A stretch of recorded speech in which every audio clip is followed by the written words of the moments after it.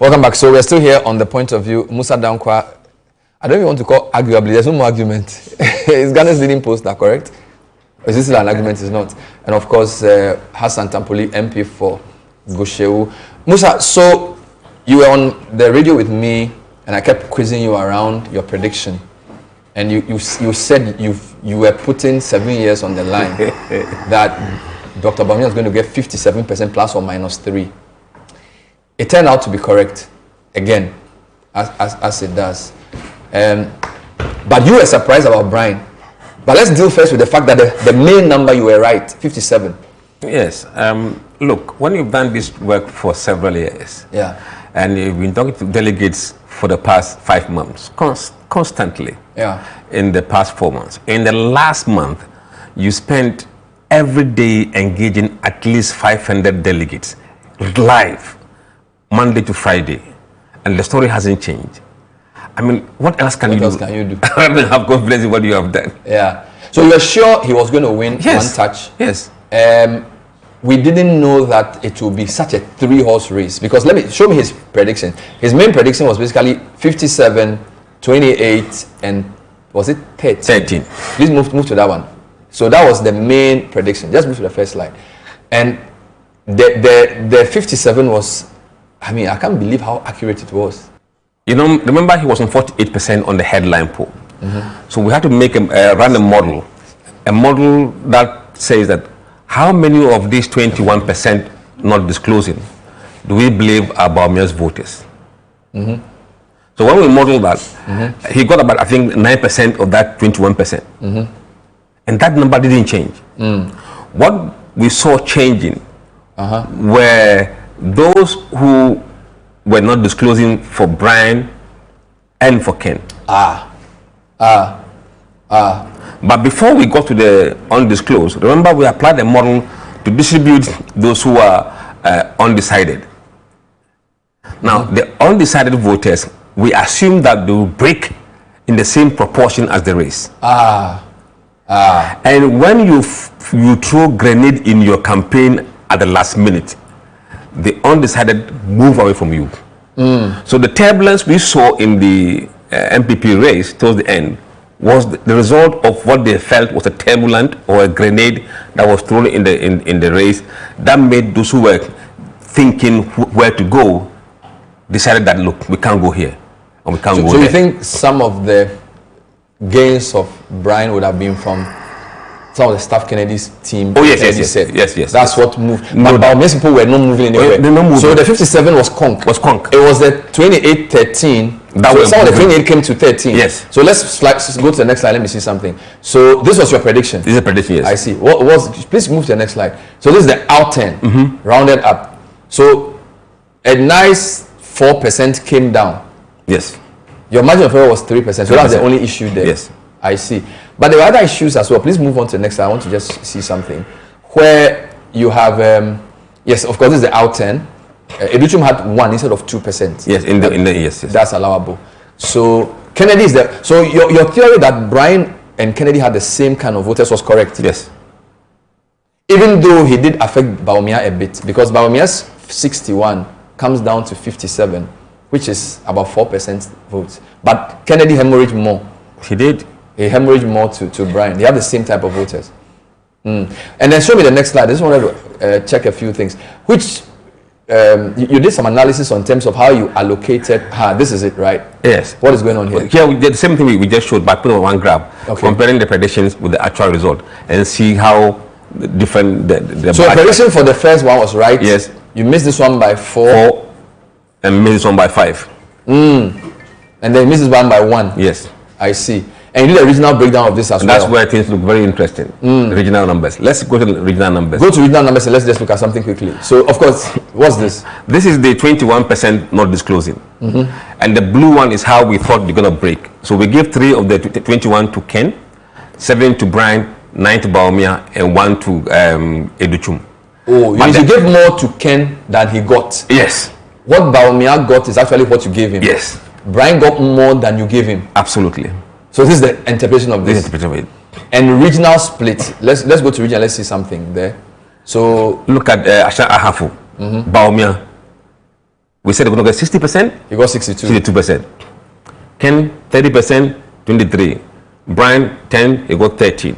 So the movement is along these two individuals. The middle one is constant. Go to Ashanti and let me see something. Next one. Ashanti, Doc does a bit worse than you predicted. So if you add the, yes, a lot worse. Here. You predicted 67, he got 58. 58. And look at the jump for Brian. He doubled his performance from 7 to 14. So you were right on Ashanti for Kennedy. For Kennedy, yes. That he was going 25%. Yes. So Brian's work in Ashanti showed. Yeah. Which is why Ashanti he got from Bawumia. He got from Bawumia. Educhum also gets 3% instead of 1. Yes. What other region do you have? Bono. Please move to the next region. Bono. Again, Brian does better. Oh no, I think this must be some wrong heading. Because like Ashanti one. Let's go to the next one, please. This is an error. Move to the next one. Bono East. Okay, this is Bono East. Yes. Bono East DMB collapsed very spectacularly. From 75 to 59. Yeah. And both Kennedy and Brian benefit. Yes, in Bono East.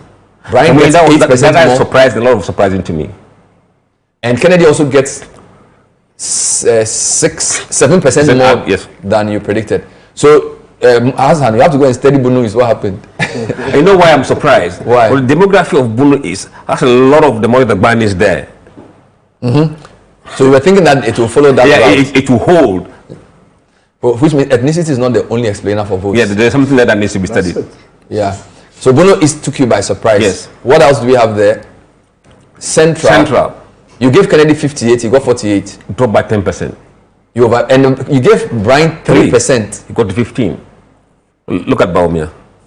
Stable. 37, 39 is quite stable. So your central model was right. So central delegates preferred Brian in some sense, but they didn't tell you. They didn't know where you were calling from. I think the undisclosed guys in central were Brian. So that's the lesson we learned. Yes. Move to the next one. Let's see something. Eastern, Brian did much better than you thought. Yes. 13. Why did you give him only 13? No, it's the model. And remember, the behavior towards the end was after the poll has closed. So what happened in the last week of the campaign, we didn't see. Okay, so this is before the final day. Final week. So Doc drops 4%. Kennedy drops a mighty 10%. And Brian is the winner for all. So his damage in the Eastern region was significant. Yes. 13, even more than double what he was to get. What other region do we have? Greater Accra, fairly stable. Fairly stable, in line with the model. Yeah, so the model was right. And this is the most important region in terms of numbers. Yes, and Kennedy too, slightly, not too far from the margin of error. Yeah. Doc won all 3 Tema constituencies, which I thought was impressive because Kennedy traditionally has been strong in Tema. Were you surprised at the Greater Accra performance, Hassan? Yeah, I mean, really, Greater Accra, because of the results in the last primaries, we took Greater Accra as about 3 regions. So we worked on Greater Accra as about 3 regions: the coastal belt, the middle belt, and then the northern belt. And we had to change the style of campaigning and the messaging and who goes to where. All of it had to change. And so we are very, very confident. I, for instance, I had to work in Odododio. Okay. All right. Even though you have Gushegu there. Exactly. You had to work in Odododio. I worked in Odododio. I see. I worked in Ablekuma North. Okay. You understand? Because I had lived in Ablekuma North for over 12 years. And I voted 2000 elections. I voted there, and I was a polling agent again in Odododio. So you know the place. So yeah, so I was quite familiar. So we threw in everybody. You understand? So you knew Greater Accra was going to be competitive. So we knew definitely, and that's where you have the numbers. Yes. And so we had to do some calculations. If we lose here and win Greater Accra, we're better off. So let's not over concentrate on some places. Which may explain the Bono East. You understand? So we had to do a lot more work in Greater Accra, and I think it paid off. Because the demography in Greater Accra also meant that the people that you threw into your campaign must reflect a certain, mix. So that's why all of us had to be thrown into Greater Accra, and I think it paid off. And so we took it like a special project. Western region was another impressive one. Show me Western region because it was 17/17. Yeah, Western region was interesting because you would have expected Kennedy Central and Western North strength to trickle there. But Western was actually, he did better than the model predicted. Yeah, That's right. That's right. Kennedy did worse. Yes. So what happened there? What did you do there? Well, Western region is also the same because we looked at, so if you take a look at the regions which had a lot of numbers, take a look at our performance. So you focus on the number, the regions with the more numbers. You understand? Yeah. So you can put 2 or 3 regions together and they don't add up to one region. So you make a mistake if you over concentrate on some region at the expense of one region. And so we had to put in a lot more effort and resources in the Western region, in some areas. And so Western region is one of the, highly populous areas. So we had to concentrate on that area. For instance, Central region, our performance wasn't that good. Not that we didn't work. Show me Central. We did a lot of work there. We did a lot of work there, knowing our strengths and our weaknesses. And so we knew we're the underdogs, especially for a place like Central region. Voter region, we knew we were underdogs. You understand? And so we weren't surprised with the results that we got. But show me Ashanti for we a thought quick we should have comment. done a lot I want more him to answer. Ashanti is the second largest region. Easily. And it was a major battleground. Easily. And it's clear that it was Brian who affected you here. Because if you look at the prediction for Brian was 7, he got 14. And Doc came down from 67 to 58.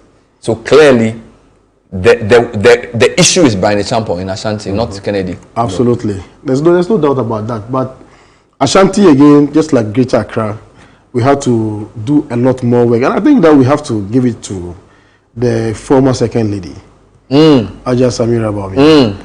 She is our talisman. In Ashanti? She's our talisman in Accra and Ashanti. Wow. And she did a lot of killer job. She pulls the numbers. Oh yeah, she did a lot of killer job. She's our talisman. Wow. And we have to, now the elections are over, but she had a specific role to play. She discharged it creditably. And anytime that she goes somewhere, we do the polls. We see that our numbers, improved or we stabilize.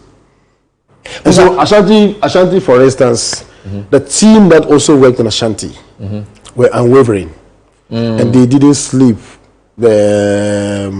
The minority MPs caucus, the regional constituency committees, and so on and so forth.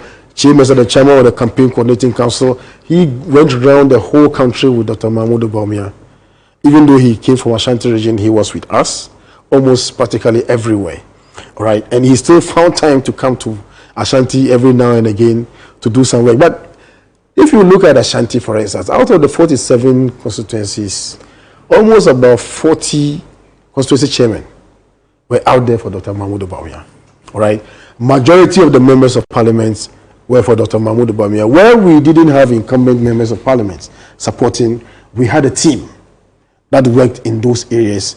And if you have observed, almost all the areas where we had certain MPs who were not supporting Dr. Mahamudu Bawumia, we won everywhere except one. We won everywhere, perhaps with the Bosontri, where Dr. Edichun comes from, but we practically won everywhere. So the teams that have been deployed, they understood the message, they understood the dynamics, and then they held the constituencies. Those are two quick questions for you. You did say something earlier off air that it's become a 3-horse race, and you even think that the governing party's race may even be a 3-horse race as well. You know, in Ghana, it's always been a duopoly. I think for a long time, it's the first time we've seen a 3. I mean, Akufo-Addo versus Alan 2-horse race. It's always been 2. Akufo-Addo, Kufuor. Yes, even with NDC. So I think it's the first time we're seeing something like a 3-horse race. Yeah. Do you expect this type of thing to continue based on what you see in NDC? The NDC case is a bit tricky, but so far the front runners are Haruna Idrisu, Atufosin, Asedin Ketia, and Jenana Opoku, who is in distance fourth. But if you just now the race to those who are doing above 20%, they're looking at Haruna Idrisu, Atufosin, and Asedin Ketia. That looks like 3-horse race. But depending upon what happens between these 3, it could either be 2-horse race or no race at all. Back to NPP, with what Brian has done, if you add his numbers to Kennedy's numbers, that's 43%. If the two of them are on the same side, how should the winner approach this? Because you've told me that he took votes from Kennedy, right? But someone can interpret and say Bawumia's mandate has been reduced from 61 to 56. so has, I don't know, the way he campaigned, is he is he the one to go to Bawumia, or Bawumia should go to him? Look, sometimes we tend to not approach things properly. He is the winner, right? And he has options. The one who won? Won has options. Correct. So it's up to the person looking for opportunity to approach. Because you want to enhance your chances beyond. Yeah. And so once the person has won, I mean, you don't expect the Ochiami, which were the king to come to Ochiami. No. I mean, traditionally, we tend to respect that kind of order. Yeah. But certainly, Brian cannot be ignored in the NPP. No, he can't be ignored. He's become a strong. It can be, especially when you will in the end look for a joint Akan and kind of North ticket. Certainly, there will be Akan, and you know, even if he's not the one, you know, he still can bring some constituents to help you. Hassan, I'm asking this because when I watched the Peace Pact, Doc didn't look happy. I've said this on air, and people have confirmed. I mean, not people close to him. People have said if you look at the picture, you could tell that the way the campaign had gone, the language used, in the community point even admitted that red lines had been crossed, right? And we know Doc Bawumia is always jovial and happy, but he's looked a bit tense in the nature of the attacks against him, based on what he believes he's done for the party. So I kind of feel like he may need a bit of cooling off period to think through things, because yes, he's won, but you understand what I'm saying? So I don't know what is his mind and what's the team thinking around the way the race was close and how to unite the party and all of those things. You know, this I really didn't expect you to bring this topic up. The vitriolic attack, outright insults, and unprovoked attacks, sometimes so vicious and all of that. So normally some of these things you should anticipate them during, you know, elections, but I think people had gone over and above what is acceptable. And Dr. Bawumia is a human being, and so some of us sometimes will sit down and then we watch some of these things and we don't even want him to see them. But in this day and age, somebody will send it to him. Some one way or the other. He himself is very versatile on social media. He will find some of these things. And so you naturally expect that he would have seen it. So when you see him, you watch his body language and the way that he takes some of these things with a lot of grace. And his body language sometimes tells you that, yes, this thing, I'm not too happy about it, but I still have to compose myself and lead a team. I'm leading a team. I can't show weakness, but naturally behind the scenes, definitely. So it wasn't, you know, difficult for people to have picked up signals that he wasn't too excited about some of the things that are happening, especially getting to the last part of the elections. I mean, the prophets were on him, the posters were on him, the internal, you know, pissing in. People were pissing in left, right, center. I mean, really, and to think that we had two formidable candidates, all of them firing shots at him, you know, meant that even the kind of attack that will be seen in the past has doubled. So whilst we are trying to respond to one another, person is also firing. And like I said before, this election, this presidential primaries, for me has been even more difficult than the 2024 elections, as far as some of us are concerned. Yes, because you see, the work that Dr. Mahamudu Bawumia has done for the party, and the fact that he is the most, and the last time I came to this studio, I mentioned the fact that he is the most marketable candidate. The NPP party is not a human being, but it's a living organism. It sees, it tastes, it feels. With the party, people know who should be our next flag bearer.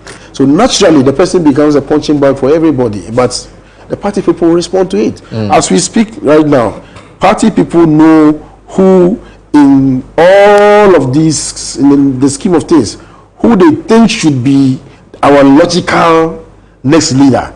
Because in the course of the campaign, some of these things came up. You understand? And so when the party people are going into that direction, so there will be implications for even some of the primaries in the future. Some of the things that you do, some of the things that you say, you know, they will be waiting for you.